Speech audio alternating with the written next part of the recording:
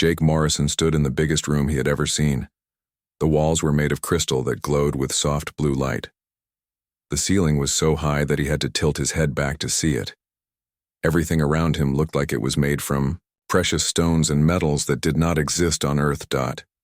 He had been on the alien world for 3 months now. 3 months since humans first met the Zeltharian Empire. Jake was the ambassador, which meant he spoke for all humans when dealing with these strange new people. It was the most important job anyone had ever given him. The throne in front of him was carved from a single piece of white crystal. It was 20 feet tall and covered with symbols that hurt his eyes to look at. Queen Vexithara sat on that throne like she owned the entire universe. Maybe she did. Her empire had thousands of worlds and billions of people. The queen was not human, but she was beautiful in a way that made Jake feel small. Her skin was pale blue and seemed to glow from inside. Her eyes were silver and looked like they could see right through him. She had no hair, but instead had tentacles that moved slowly around her head like underwater plants. She wore robes that seemed to be made of liquid metal. "Ambassador Morrison," the queen said. Her voice was musical, but, "Corsiano, my daughter wishes to speak." Jake looked to his right where Princess Lyanna stood. She was younger than her mother, but just as beautiful. Her skin was lighter blue and her tentacles were shorter. She wore a dress that looked like it was made from starlight itself. Like all Zeltharians, she was tall. She stood almost 7 feet high, which made Jake feel like a child next to her. Captain Lisa Stone stood behind Jake. She was his military escort and bodyguard. She wore the blue uniform of Earth's Space Navy. Her hand rested on her weapon, though Jake knew it would be useless if these aliens decided to hurt them. The Zeltharians had technology that humans could only dream about. Princess Lyanna stepped forward. The entire court watched her. There were hundreds of aliens in the room. Some looked like the royal family with blue skin and tentacles. Others were different shapes and colors. Jake had learned that the Zeltharian Empire ruled over many different species. "Ambassador Jake Morrison of Earth," the princess said in perfect English, "I have watched you for these past months. You have shown wisdom and courage. You have proven that humans are worthy of respect." Jake felt his heart beating faster. He did not like where this was going. "My mother rules the greatest empire in this part of the galaxy," the princess continued. "We have technology that could change your world forever. We have medicine that could cure every disease humans know. We have ships that could take your people to any star they wish to visit." The court was completely silent now. Even the air seemed to stop moving. "I offer you marriage, Jake Morrison. Become my husband and Earth will become part of our empire. Your people will be protected and given everything they need. You will stand beside me as we rule together." Jake felt like someone had hit him in the stomach. He had expected many things when he came to this meeting, but not this. Around the room, he could see the alien nobles watching him. Some looked excited, others looked curious. All of them were waiting to see what he would say. Behind him, he heard Captain Stone take a sharp breath.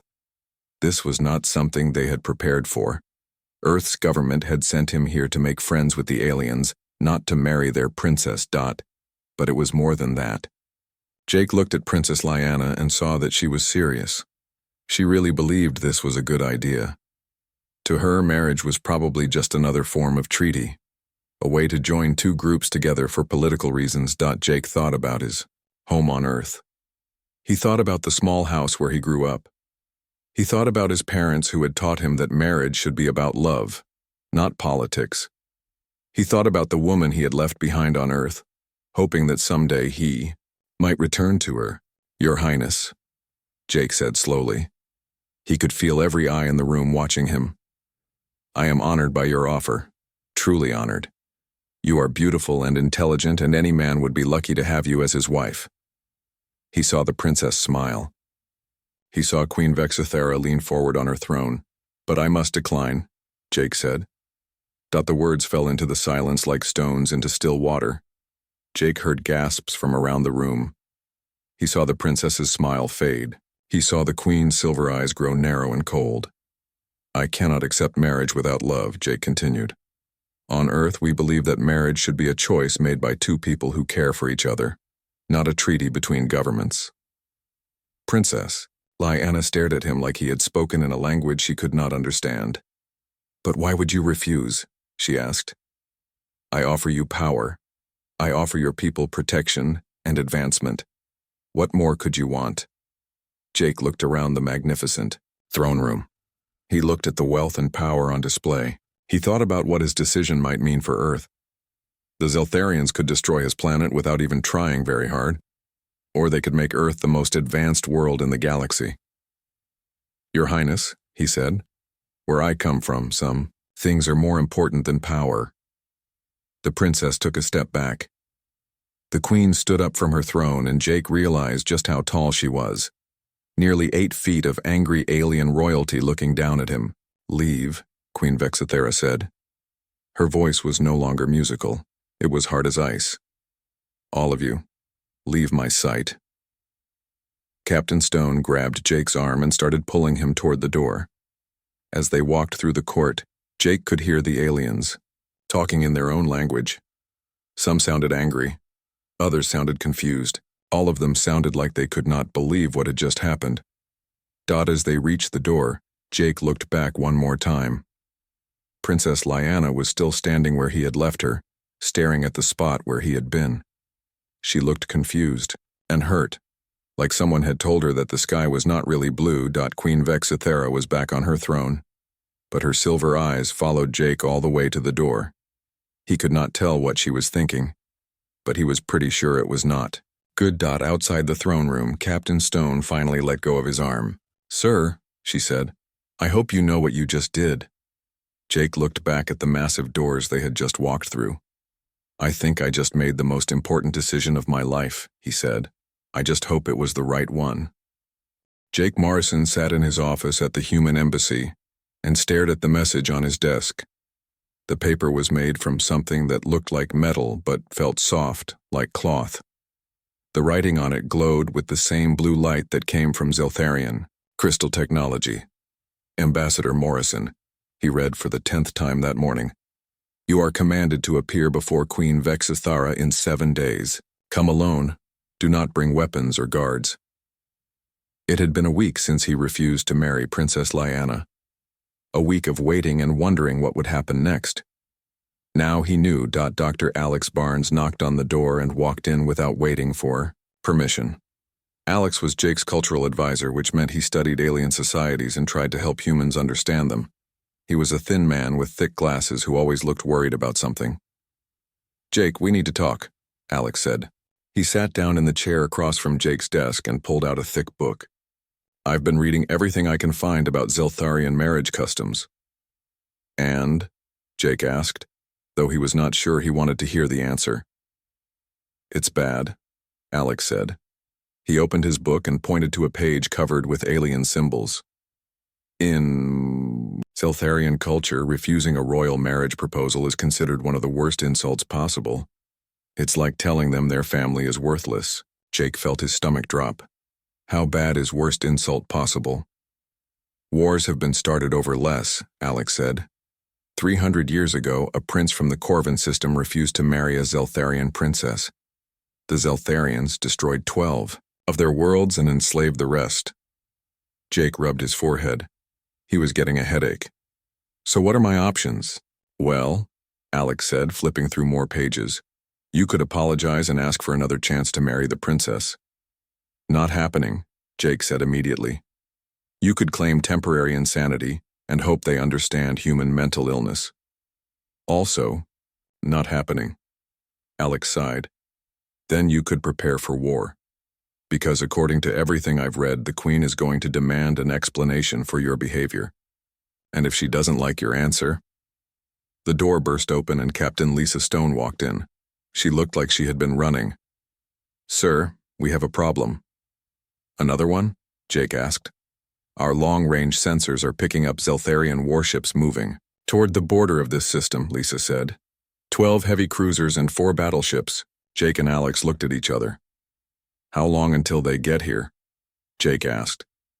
2 days, maybe 3, Lisa said. Sir, I think we need to consider evacuation. Jake stood up and walked to the window. Outside, He could see the Zeltharian city, spreading out below them. The buildings were tall and beautiful, made from the same glowing crystal as the palace. Flying vehicles moved between them like schools of fish. In the distance, he could see the spaceport where the human ship was docked. "How many humans are on this planet?" he asked. 43, Lisa said. "Scientists, diplomats, and my security team." "And how many people live in this city?" Lisa checked her tablet. "About 2 million. Jake nodded. If the Zeltharians wanted to hurt the humans, they would not need warships. They could just stop letting them breathe the artificial atmosphere in the embassy, or they could turn off the gravity, or 100 other things. "The warships aren't for us," Jake said. "They're being moved into position in case they need to attack Earth."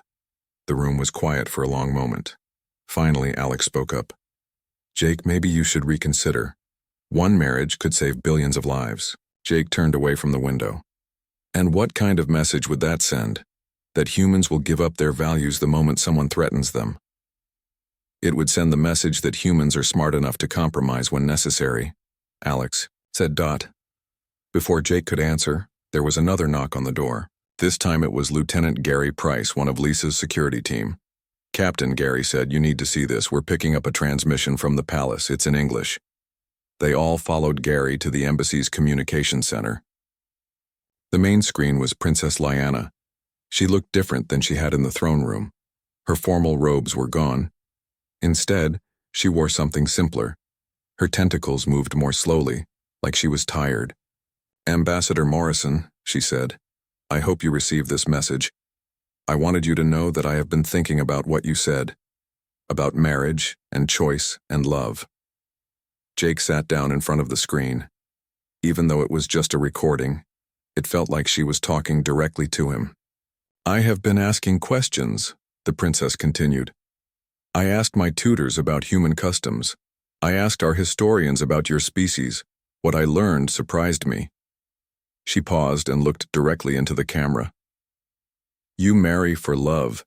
You choose your partners based on feelings, not politics. This is strange to me, but I think I am beginning to understand." Jake felt Captain Stone put her hand on his shoulder. "I want you to know that I do not hate you for refusing me," the princess said. "I am confused, but I do not hate you. I think maybe you were trying to be kind to me, in your own way." The message ended, and the screen went dark. The Mira communication center was completely silent. "Well," Alex said finally, "that's something. What do you think it means?" Lisa asked. Jake stood up slowly. "I think it means the princess is smarter than we gave her credit for, and maybe more open-minded than her mother." "Do you think she'll help us?" Gary asked. "I don't know," Jake said, "but I think we're about to find out." The next few days passed slowly. The human team prepared for the worst while hoping for the best. They packed important documents and made sure their ship was ready for a quick departure. They also tried to learn everything they could about Zeltharian law and customs. Jake spent most of his time writing reports to send back to Earth. If something happened to him, he wanted his government to understand why. He wrote about the beauty of the Zeltharian city.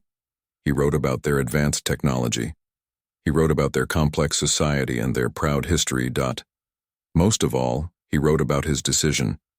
He tried to explain why he had refused the princess. He tried to make Earth understand that some things were worth more than safety or advancement. On the 6th day, another message arrived.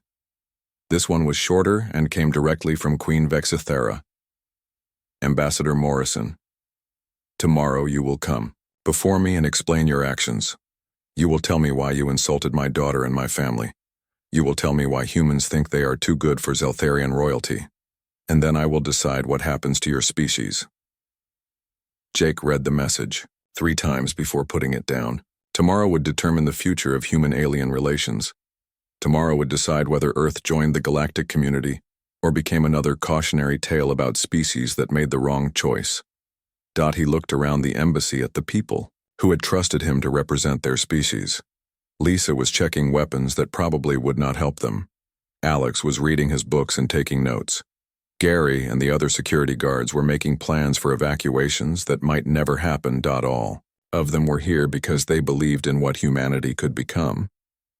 They believed that humans had something valuable to offer the galaxy. Tomorrow, Jake would have to prove them right. He walked back to his office and began preparing for the most important speech of his life. Outside his window, the alien city glowed with beautiful light. In space above, warships waited for orders, and somewhere in the Crystal Palace, a queen prepared to judge an entire species based on the words of one man. Jake Morrison had never felt more alone. But he had never been more sure that he had made the right choice. Jake Morrison walked through the palace corridors alone. His footsteps echoed off the crystal walls, and each step felt like it might be his last as a free man. The guards who escorted him were twice his height and carried weapons that hummed with energy. They did not speak to him or even look at him. To them, he was probably already dead. The throne room doors were even more massive than he remembered. They were carved from black crystal and covered with golden symbols that seemed to move when he was not looking directly at them. As the doors opened, Jake heard the sound of hundreds of voices all talking at once. Then the voices stopped. Every seat in the enormous room was filled. Jake had never seen so many different types of aliens in one place. There were the blue-skinned Zeltharians with their moving tentacles. There were tall, thin beings that looked like they were made of silver, metal. There were short, round creatures covered in fur. There were others that Jake could not even begin to describe. They all turned to look at him as he walked down the long aisle toward the throne. Some pointed at him. Others whispered to each other in languages he could not understand.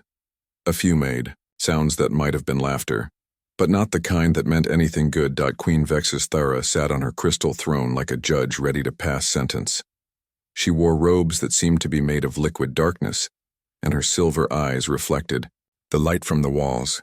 Princess Lyanna stood beside the throne, but she would not look at Jake.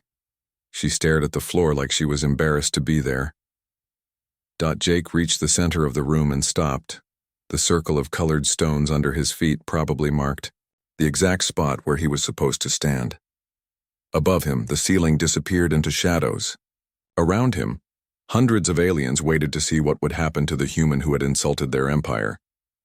Ambassador Morrison, Queen Vexthera said. Her voice filled the room without effort. You stand accused of insulting the royal family of the Zeltharian Empire. You have refused a marriage proposal from my daughter, Princess Lyanna. This is a crime against our people and our traditions. Jake felt his mouth go dry. He had practiced what he would say, but now that the moment was here, all his words seemed small and useless. Before I decide your punishment, the Queen continued, I will give you one chance to explain yourself. Tell me, human, why did you refuse my daughter? What possible reason could you have for rejecting the greatest honor our empire can offer? The room was so quiet that Jake could hear his own heartbeat. He looked around at all the alien faces staring at him. Some looked angry. Others looked curious. A few looked like they were already planning what to do with his body. Your Majesty, Jake began, and his voice sounded strange in the huge room. I refused your daughter because... He stopped. How could he explain human ideas about love to beings who might never have felt it? How could he talk about individual choice to an empire built on conquest and control? Because what? The Queen demanded. Because you think you are too good for her? Because humans believe they are superior to all other species? No, Jake said quickly. That's not it at all. Then what? The Queen's voice was getting louder. My daughter is beautiful. She is intelligent. She is the heir to the greatest empire in this part of the galaxy. She offered you power beyond imagination. She offered your entire species protection and advancement. And you said no. Jake could see that some of the aliens in the crowd were nodding. To them, it probably did seem crazy that anyone would refuse such an offer. Your Majesty, Jake said. I refused because accepting would have been wrong. Wrong? The Queen laughed, but it was not a happy sound. Wrong to gain power, wrong to protect your people, wrong to advance your primitive civilization by thousands of years. Wrong to marry someone I do not love, Jake said. The room erupted in noise. Aliens were talking to each other in dozens of different languages. Some were laughing, others sounded angry. The Queen raised her hand and the room fell silent again. Love. She said the word like it tasted bad. You refused my daughter because of love?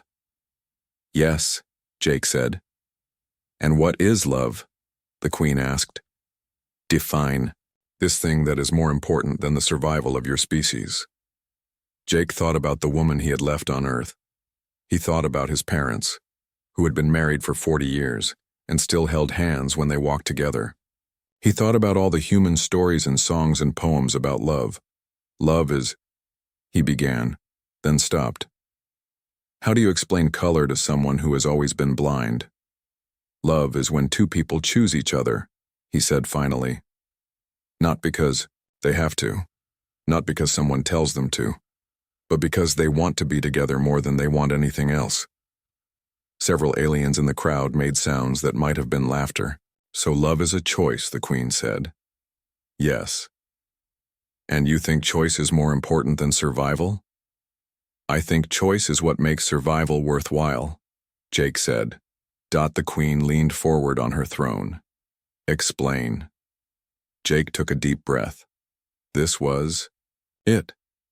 Everything he said now would determine not just his fate, but the fate of every human alive.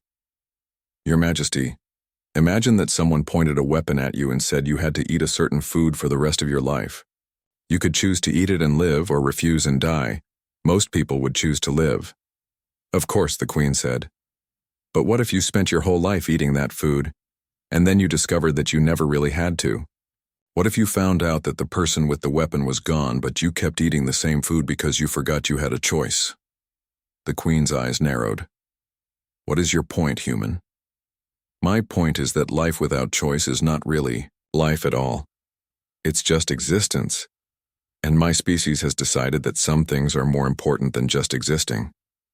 Such as the right to choose who we love, the right to make our own decisions, the right to say no even when saying no is dangerous. The room was completely silent now. Even the air seemed to have stopped moving.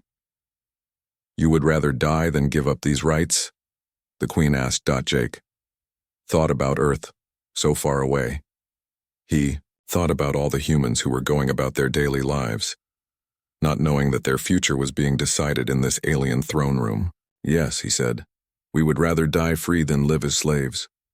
But my daughter did not offer slavery, the Queen said. She offered partnership. She offered to share power with you. With respect, Your Majesty, that's not the same thing. True. Partnership can only exist between equals who choose to be together. If I married your daughter because I was afraid of what would happen if I didn't, that wouldn't be partnership. That would be surrender. Princess Lyanna looked up from the floor for the first time since Jake had entered the room. She was staring at him with an expression he could not read. And you think this choice, this love, makes your species strong? The Queen asked. I think it makes us human, Jake said. The Queen stood up from her throne. She was so tall that her head almost disappeared into the shadows above. When she spoke, her voice echoed off the crystal walls.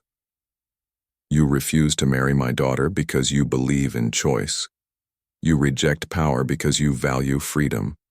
You risk the destruction of your entire species for the sake of abstract principles. Yes, Jake said. And you call this strength? Jake looked around the room one more time, at the hundreds of aliens who ruled over conquered worlds, at the princess who had been taught that marriage was just another form of politics, at the Queen, who had probably never made a choice that was not based on power or fear. Yes, he said again. I call it strength. Queen Vexithara stared down at Jake Morrison for what felt like an eternity. The silence in the throne room was so complete that Jake could hear his own breathing. Hundreds of alien eyes watched him, waiting to see what would happen to the human, who dared to call weakness strength. You call this strength, the Queen repeated slowly. This refusal to take what is offered. This choosing of principles over survival. You believe this makes your species powerful? Jake felt sweat running down his back, but he kept his voice steady. Yes, Your Majesty, I do. The queen's tentacles moved faster around her head, which Jake had learned meant she was either angry or thinking hard. Maybe both. Then you are either the bravest fool I have ever met, or the most dangerous enemy my empire has ever faced, she said. Tell me, Ambassador Morrison, what gives you the right to refuse my daughter? What makes you think you can reject the greatest gift our empire can offer? This was the moment Jake had been preparing for all week. Everything depended on what he said next. Not just his own life, but the future of humanity itself. He took a deep breath and looked directly into the queen's silver eyes. Your Majesty, he said, you ask what gives me the right to refuse your daughter. But you're asking the wrong question. A murmur went through the crowd. Several aliens made sounds of surprise. No one contradicted the queen. Ever. The question is not what gives me the right to refuse, Jake continued. The question is what would give me the right to accept. The queen's eyes narrowed dangerously. Explain. Jake felt like he was walking on the edge of a cliff, but he had come too far to turn back now. Your Majesty, your daughter is beautiful, intelligent, and powerful. Any man would be honored to have her choose him. But that's exactly the point. She should be the one doing the choosing. Princess Lyanna raised her head and looked at Jake with surprise. You see, Jake said, on my world we learned something important a long time ago. We learned that the strongest relationships are built on mutual respect and genuine affection, not on fear or duty or political advantage. He paused and looked around the room. Every alien was listening now. Your daughter deserves someone who chooses her every single day, someone who wakes up in the morning and decides that there is nowhere else he would rather be than beside her, someone who loves her for who she is, not for what she can give him. The queen's tentacles had stopped moving. The entire court was perfectly still. I cannot be that person, Jake said. Not because there is anything wrong with your daughter, but because I would be marrying her for the wrong reasons. I would be accepting her because I was afraid of what would happen if I didn't. That's not love. That's not even respect. That's just fear. Jake took another breath. His heart was pounding, but his voice remained calm. You want to know why I refused your daughter? I refused her because I respect her too much to accept her as a political prize. I respect my species too much to sell our freedom for technological advancement. And I respect the idea of marriage too much to turn it into a business transaction. The room was so quiet that Jake could hear the energy humming through the crystal walls. Your Majesty, he continued, my species has fought many wars. We have made many mistakes. We have done terrible things to each other and to our own world. But we learned something from all that pain and suffering. He looked directly at the queen.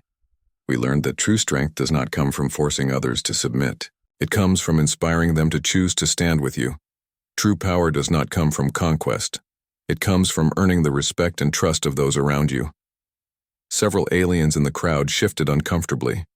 Jake wondered how many of their worlds had been conquered rather than won. You built an empire by taking what you wanted, Jake said. But we humans have discovered that the things worth having cannot be taken. They can only be given freely. The queen stood up from her throne. When she spoke, her voice echoed through the enormous room. You dare to lecture me about power? You, who come from a single world with primitive technology? You, whose species has barely learned to travel between stars? Yes, Jake said simply. I do. The queen's eyes flashed with anger. Why? This was it. The moment that would change everything or destroy everything. Jake Morrison, a simple man from a small planet, looked up at the ruler of a galactic empire and gave the answer that would shake her throne. Because, Your Majesty, we humans have learned the difference between being feared and being respected.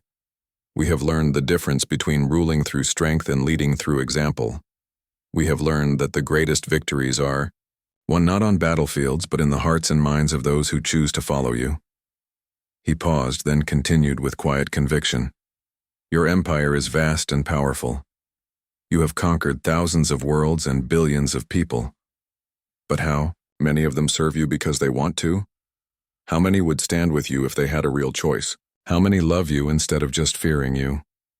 The throne room was deathly silent. Jake could see that his words had hit their target.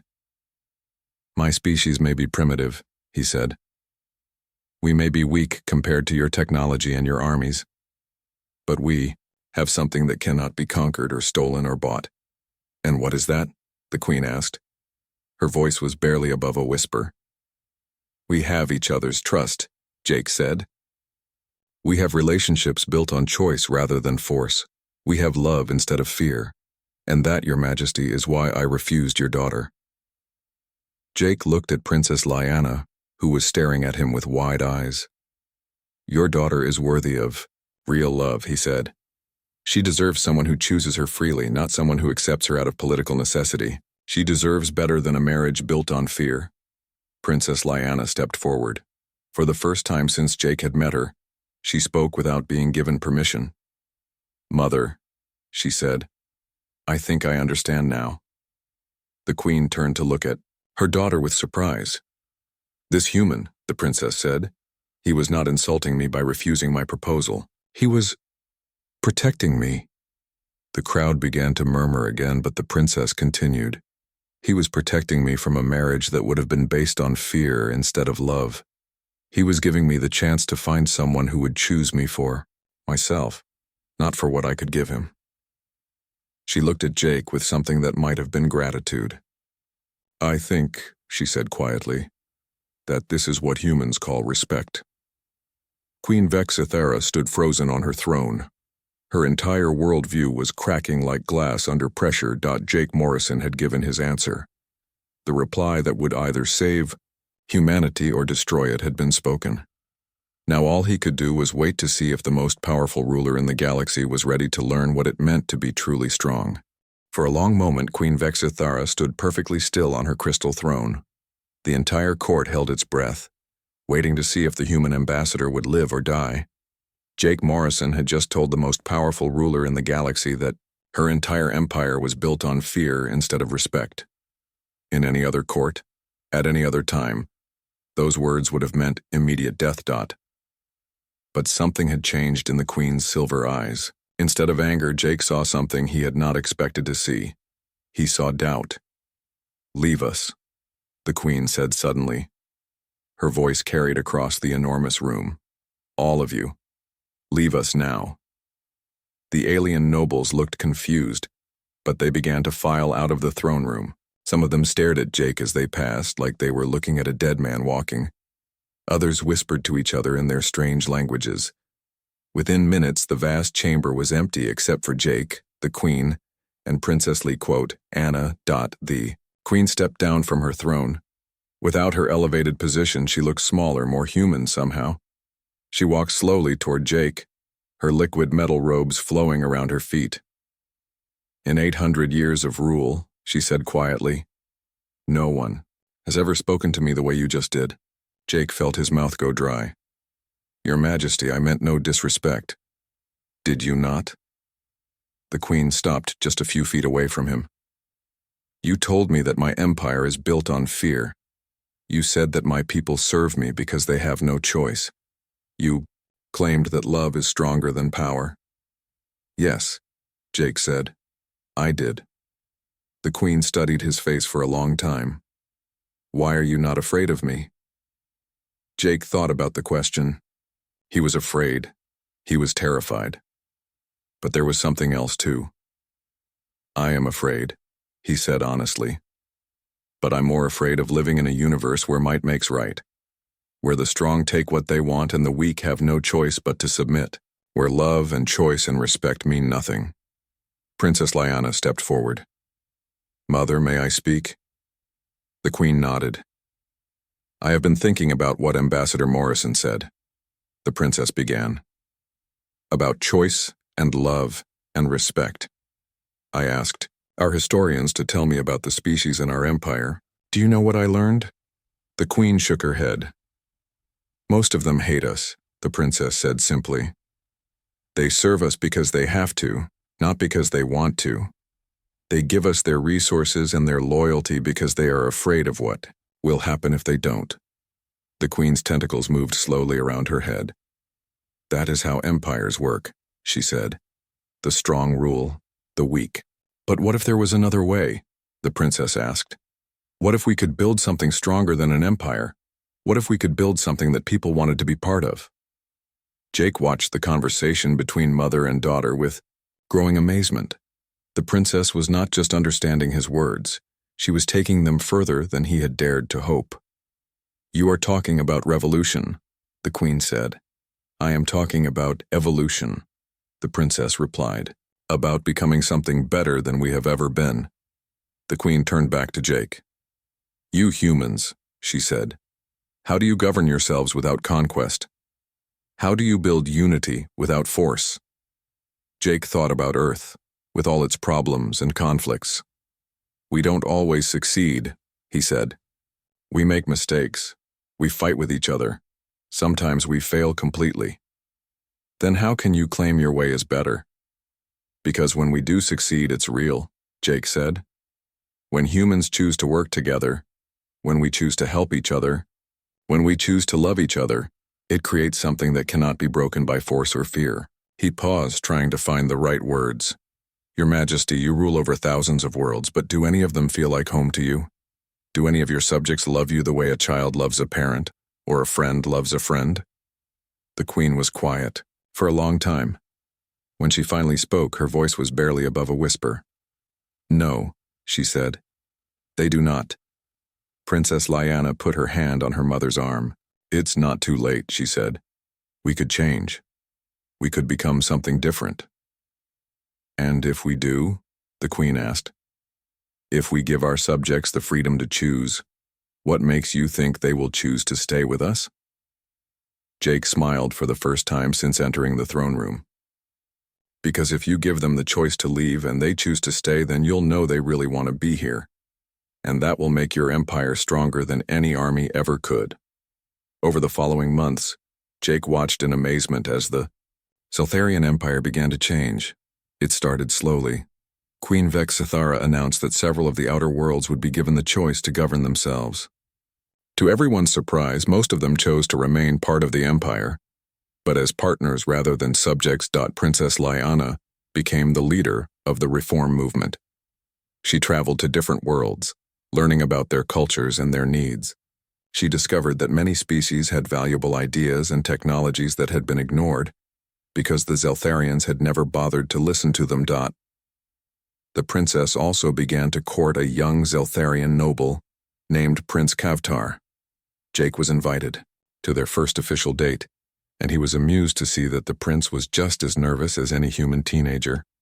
Love, it seemed, was the same across species. Queen Vexithara herself began to change the most. She started holding regular meetings with representatives from different worlds, asking for their opinions instead of simply giving orders.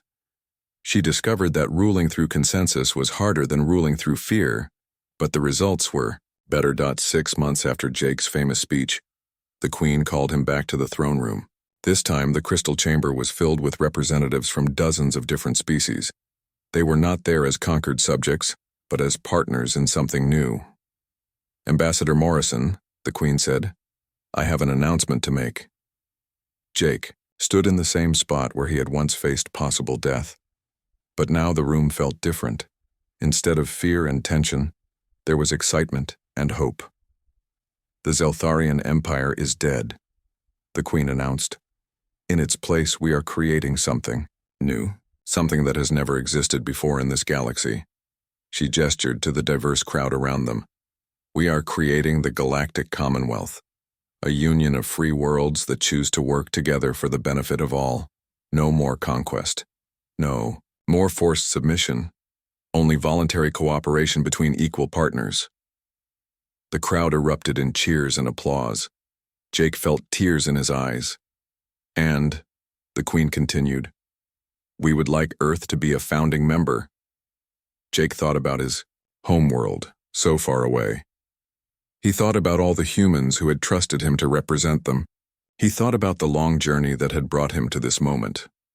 Your Majesty, he said, I would be honored to take that offer back to my people. Later that evening, Jake stood on a balcony overlooking the Zeltharian city.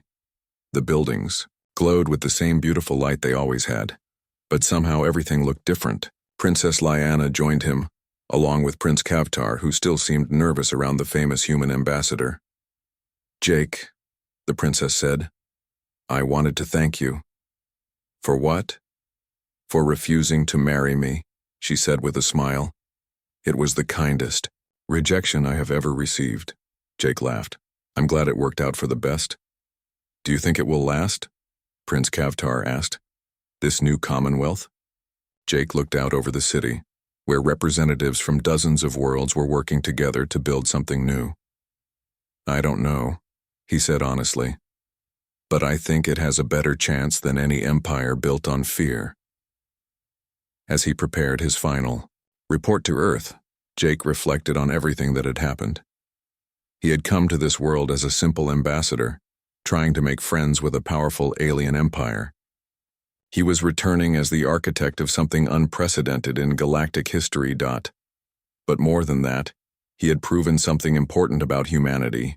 He had shown that humans were not just another species to be conquered or ignored.